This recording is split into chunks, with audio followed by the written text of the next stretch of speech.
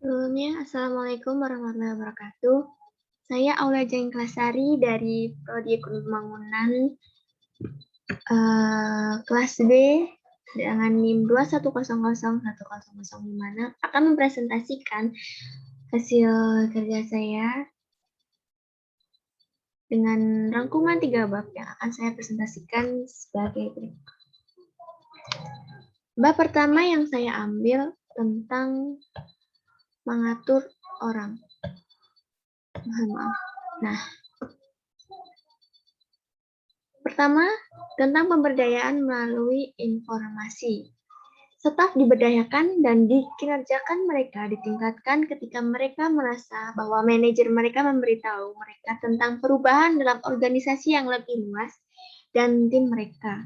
Akses ke informasi sangat penting dan manajer adalah saluran utama untuk transmisi dan sirkulasi informasi. Rapat, saat, dan diskusi terbuka adalah alat tempat paling efektif untuk berbagi informasi penting. Pertemuan-pertemuan ini harus mengundang perspektif yang berbeda dan menciptakan kesepakatan untuk berdebat. Pertukaran komunikasi yang terbuka memungkinkan semua orang merasa didengar dan membantu manajer lebih memahami kekhawatiran staf mereka. Alat manajemen orang. Jadi yang poin pertama tadi tentang pemberdayaan melalui informasi dan yang poin kedua tentang alat manajemen orang. Pertama tentang uraian tugas, tentang alat manajemen orang. Bahwa semua karyawan suatu organisasi direkrut berdasarkan deskripsi pekerjaan yang menjelaskan tugas dan tanggung jawab posisi mereka, serta pengalaman dan kualifikasi minimum yang diperlukan. Namun, karyawan dapat diminta untuk melakukan tugas di luar deskriptif pekerjaan itu. Kedua, sistem penilaian kinerja. Sistem penilaian kinerja biasanya mencakup 3 komponen dasar. Yang pertama, rencana kerja unit.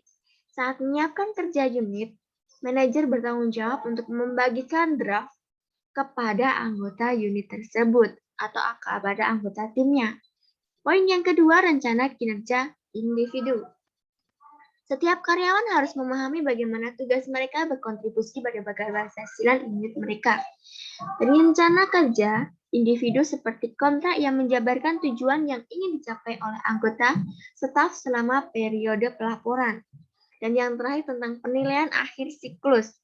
Nah, mengambil stok keseluruhan dari apa yang telah dicapai selama siklus kerja.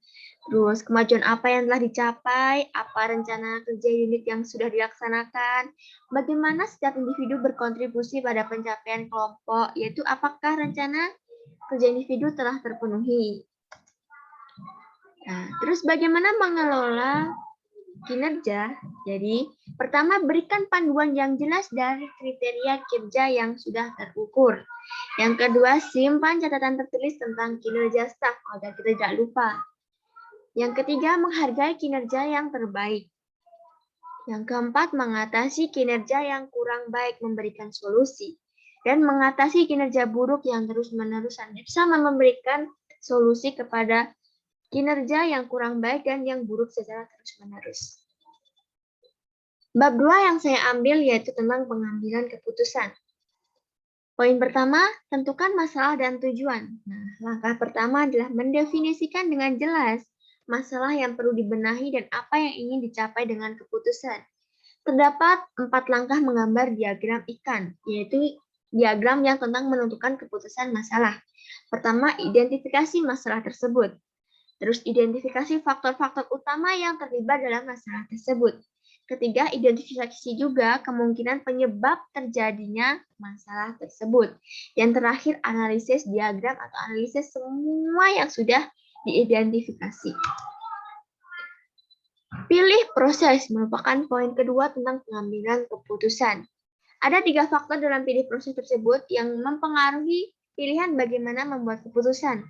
Yang pertama, pentingnya keputusan. Nah, semakin tinggi kepentingannya, maka semakin besar kemungkinan Anda untuk melibatkan orang lain dalam proses pengambilan keputusan. Yang kedua, tentang tingkat komitmen. Semakin banyak orang yang perlu menyetujui keputusan, maka semakin banyak juga kita melibatkan orang-orang dalam proses pengambilan keputusan tersebut. Yang ketiga, jumlah waktu. Dengan makin banyaknya waktu yang kita miliki, maka banyak kesempatan pula yang harus melibatkan unity orang tersebut. Aturan dasar untuk rapat pengambilan keputusan merupakan poin ketiga tentang pengambilan keputusan. Jadi aturan dasarnya pertama, berikan latar belakang. Nah, peserta harus memiliki makalah atau catatan mengenai masalah, tujuan, tindakan yang seperti diutarakan oleh manajer atau atasan. Perkenalkan masalah. Nah, peran manajer adalah memulai diskusi dengan ringkasan masalah, berbagai pilihan dan manfaat serta risiko masing-masing dengan nada netral. Jadi tidak memihak dari bagian manapun. Yang ketiga, tetapkan garis waktu manajer. Harus memberikan tenggat waktu sampai ke sebuah keputusan. Jadi semuanya harus memiliki tenggat waktu agar semuanya berjalan sesuai tujuan, sesuai tanggal yang diwaktuin. Keempat ya. Keempat, kelola agenda. Rapat harus tetap pada topik dan tidak berubah menjadi peluang bagi peserta untuk memajukan agenda mereka sendiri. Dan yang terakhir, menyimpan catatan. Pencatatan harus dilakukan dan ditujukan pada setiap pertemuan untuk menyiapkan ringkasan diskusi, mencatat keputusan, dan tindakan tindak lanjut. Agar kita mengetahui progres bagaimana diskusi sebelumnya, sekarang, dan kemarin bagaimana, apakah mendapatkan progres yang lebih baik atau bagaimana, agar lebih rinci. Kesimpulannya dari sini adalah, kita memiliki metode untuk membuat keputusan biasanya mengarah ke yang lebih baik. Pilih proses untuk membuat keputusan berdasarkan spesifikasi masalah. Nah, jadi prosesnya itu harus berdasarkan masalahnya. Jangan lupa memanfaatkan pertemuan brainstorming untuk menghasilkan ide-ide kreatif, brainstorming. Komunikasikan keputusan tersebut kepada semua orang yang mungkin terpengaruh olehnya. Simpan catatan tertulis dari musyawarah bila memungkinkan, lebih baik. Ingatlah untuk menindaklanjuti implementasinya, karena Anda, manajer, pada akhirnya tetap bertanggung jawab atas hasilnya. Jelas mendefinisikan masalah apa yang ingin dicapai. Ingatlah biaya, sumber daya, risiko, penerimaan, dan faktor politik dan etika saat Anda membuat keputusan. Tetapkan tanggung jawab dan tenggat waktu untuk implementasi. Dan yang terakhir, evaluasi ide-ide di akhir brainstorming. Bab ketiga yang saya ambil tentang manajemen waktu. Mengubah tujuan menjadi kegiatan. Nah, tentang manajemen waktu. Jadi memecah tujuan menjadi aktivitas yang dikelola adalah langkah pertama untuk mencapainya. Setiap tujuan yang diidentifikasi berdasarkan kategori perlu dipertimbangkan.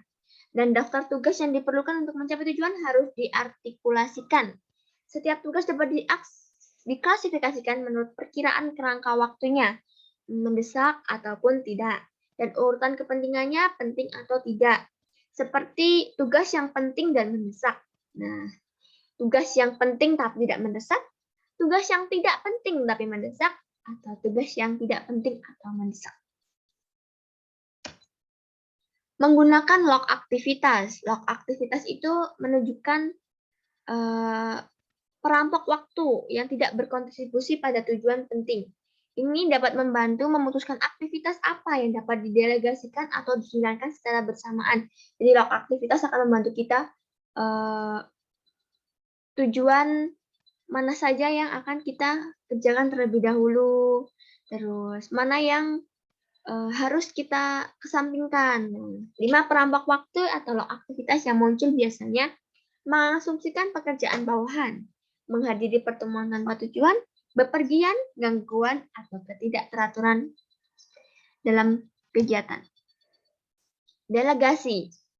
Delegasi dalam manajemen waktu. Pendelegasian adalah tindakan memberikan wewenang dan tanggung jawab kepada orang lain. Biasanya bawahan untuk melaksanakan kegiatan tertentu. Orang yang mendelegasikan tugas tetap bertanggung jawab atas hasilnya. Delegasi memberdayakan bawahan untuk membuat keputusan dan dapat memotivasi mereka untuk bertindak. Pedoman pendelegasian yang efektif. Pertama, tenggat waktu penyelesaian proyek perlu didiskusikan dan disepakati dari awal. agar semuanya on time dan tidak molor dan sesuai pada waktu yang sudah ditentukan. Instruksi dan pedoman harus jelas, setiap ambiguitas harus disingkirkan. Pendelegasian harus berjalan beriringan dengan memberikan kredit dan memberikan paparan kepada staf yang dipercayakan dengan tanggung jawab proyek, memaki, dan klarifikasi. Pendelegasian bukanlah penyerahan. Pendelegasian membutuhkan pemantauan rutin. Komunikasi yang terbuka merupakan faktor penting dalam pendelegasian. Staf perlu tahu bahwa manajer tersedia untuk bimbingan. Manajer tetap bertanggung jawab atas keberhasilan proyek, deskripsi pekerjaan, dan posisinya di unit kerja.